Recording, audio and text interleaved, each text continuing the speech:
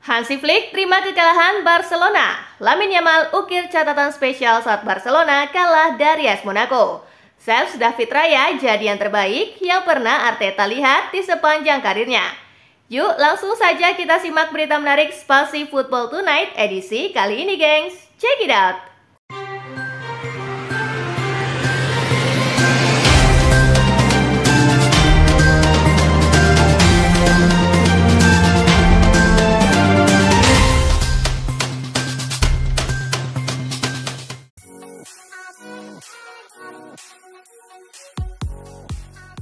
Arsenal masih memble di negeri pizza.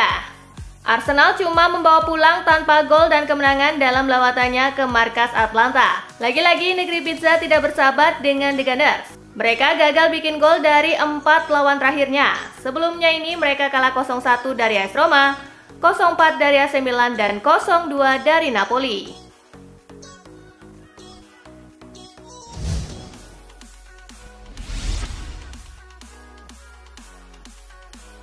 Dua save terbaik yang pernah Arteta lakukan sepanjang karirnya. Double save dari Raya memang jadi sorotan utama di pertandingan melawan Atlanta. Arteta pun secara terbuka memuji kerja keras kiper Spanyol tersebut. Kami sebenarnya tidak kesulitan secara defensif, tetapi dalam satu kesempatan kami memberikan penalti kepada lawan, ujar Arteta. Lalu kami membutuhkan 2 penyelamatan terbaik yang pernah saya lihat dalam karir saya, dari David untuk kami tetap bermain.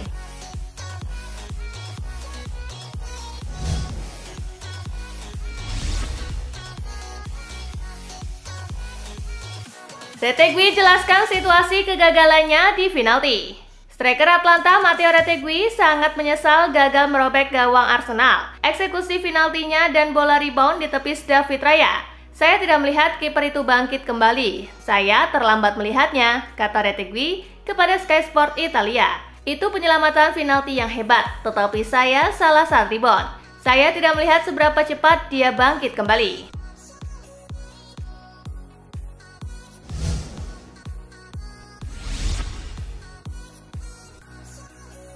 Hansi Flick terima kekalahan Barcelona. Barcelona mengawali kiprahnya di Liga Champions 2024-2025 dengan kekalahan dari AS Monaco. Pelatih Barcelona Hansi Flick mengakui Monaco pantas menang. Kami harus terima kekalahan ini. Saya yakin dengan pemain-pemain cedera yang segera pulih, kami akan jadi tim yang lebih kuat, kata Hansi Flick usai laga.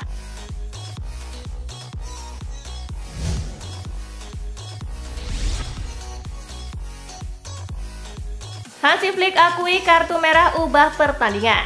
Barcelona menelan kekalahan dari AS Monaco di Liga Champions musim ini. Pelatih Blaugrana mengakui kartu merah yang didapat pemainnya Eric Garcia mengubah permainan timnya secara keseluruhan. Apalagi kartu merah didapat saat pertandingan baru berjalan 10 menit.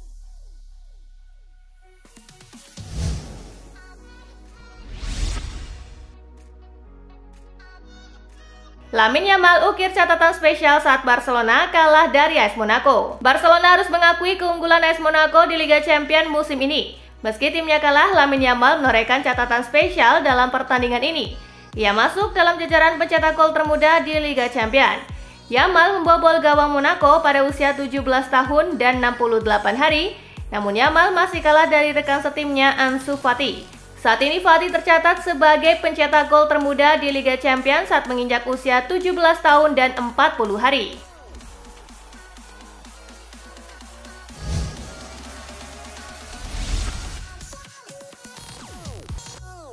Monaco memang pantas menang.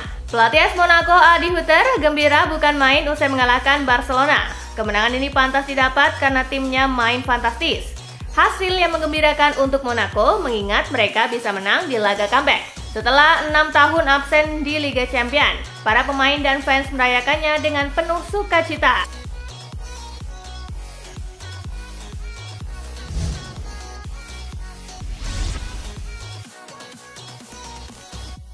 Luis Enrique nikmati melatih PSG tanpa pemain bintang. Paris Saint-Germain tak lagi punya pemain bintang yang menonjol menyusul kepergian Kylian Mbappe. Enrique pun lantas ditanya soal adaptasi timnya dengan kondisi tanpa pemain bintang. Pelatih asal Spanyol itu menyebut kini bintangnya adalah timnya. Ia tak ambil pusing dengan hal itu.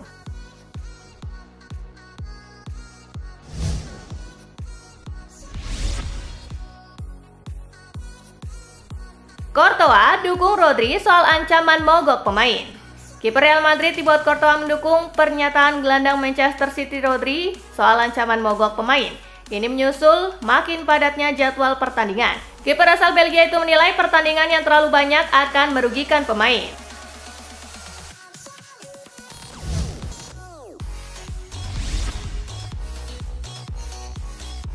Usai gagal kalahkan Indonesia, pelatih Australia mundur.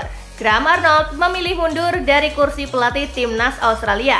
Keputusan itu diambil usai Socceroos gagal mengalahkan Indonesia di laga terakhirnya. Kabar ini diumumkan situs resmi Australia pada Jumat 20 September 2024. Pelatih 61 tahun itu memilih mundur dan keputusannya diterima manajemen.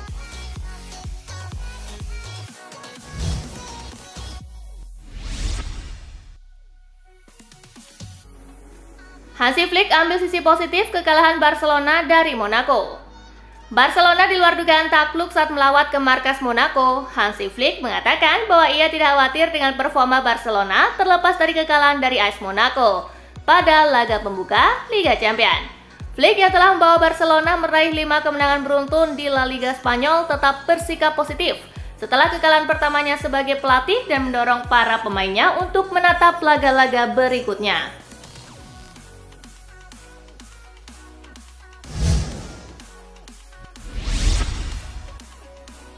Tundukan Leipzig, Simeone tegaskan Atletico Madrid harus menang.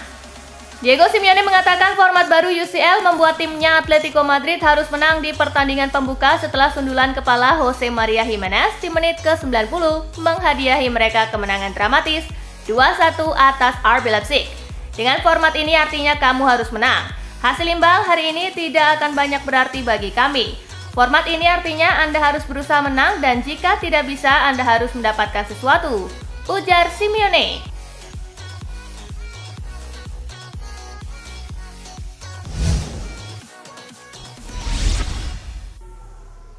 Gianpiero Gasperini akui pertahanan Arsenal solid. Arsenal memulai musim Liga Champions mereka dengan 1 poin dalam hasil imbang 0-0 melawan Atlanta.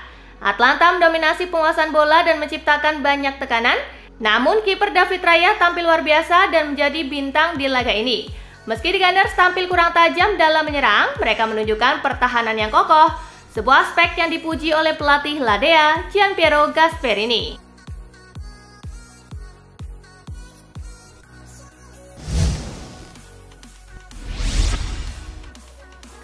Mimpi Gross main di Liga Champions jadi kenyataan. Punggawa Borussia Dortmund Pascal Gross mengaku senang bisa mentas di ajang Liga Champions. Ia merasa mimpinya mentas di kompetisi Eropa terwujud pasca bergabung dengan Die Borussen. Gross sukses melakukan debut di kompetisi Eropa ketika Dortmund menang 0-3 dalam lawatannya ke markas klub Bruges. Pemain 33 tahun itu mentas sebagai starter dan membantu 3 poin yang dimenangkan klub. Dirinya pun menganggap betapa spesialnya memainkan laga tersebut pasca laga bubaran.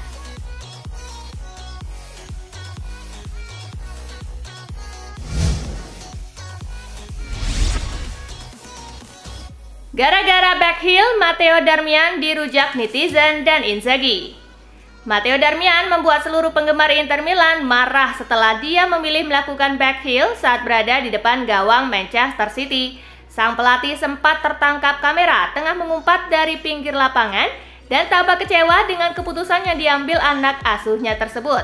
Dalam sesi wawancara, Inzaghi mendapat penjelasan dari Darmian jika dia mendengar Nicolo Barella meminta assist.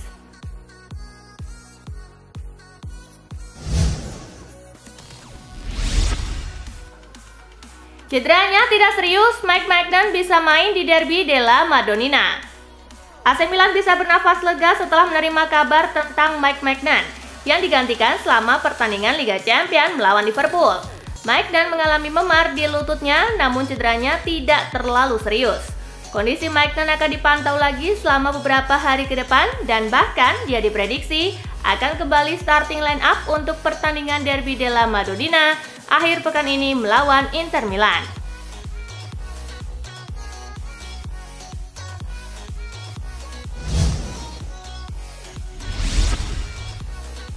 Real Madrid bakal mengubah formasi lini depannya. Real Madrid bermain dengan 4 gelandang selama sebagian besar musim lalu, tetapi kembali 4-3-3 musim ini. Namun sang manajer mempertimbangkan untuk kembali ke pengaturan lini tengah 4 pemain lagi, yang berarti dia mengorbankan salah satu penyerang. Strategi ini tidak akan digunakan dalam setiap pertandingan. Ancelotti yakin bahwa memasukkan gelandang keempat sangat penting untuk membangun keseimbangan yang selama ini kurang.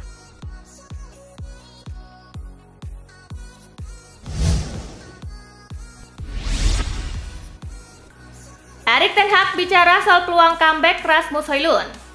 Ten Hag menegaskan bahwa ia akan berhati-hati soal comeback Højlund. Meski telah kembali berlatih, sang penyerang belum bermain dalam pertandingan kompetitif musim ini setelah mengalami cedera hamstring di pramusim. Kami harus membuat keputusan akhir. Højlund melakukan beberapa sesi latihan. Kami harus melihat bagaimana pemulihannya dan kemudian besok kami akan membuat keputusan akhir, ujar Ten Hag.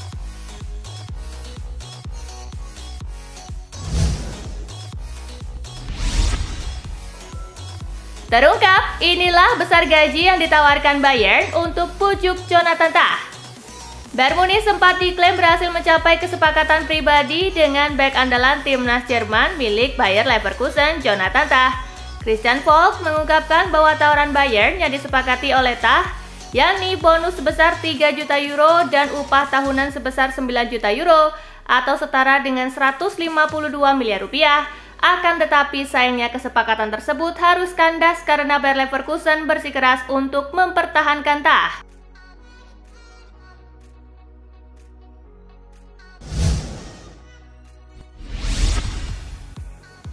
Terkuak, Martin Zubimendi menyesal menolak pindah ke Liverpool.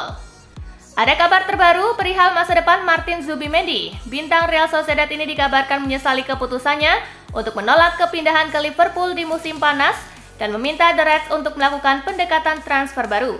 Beberapa pihak berpikir bahwa hal yang menjadi ganjalan bagi Zubimendi adalah karena ia belum ditawari kontrak yang diperbaiki dengan kontrak saat ini yang akan berakhir pada 2027.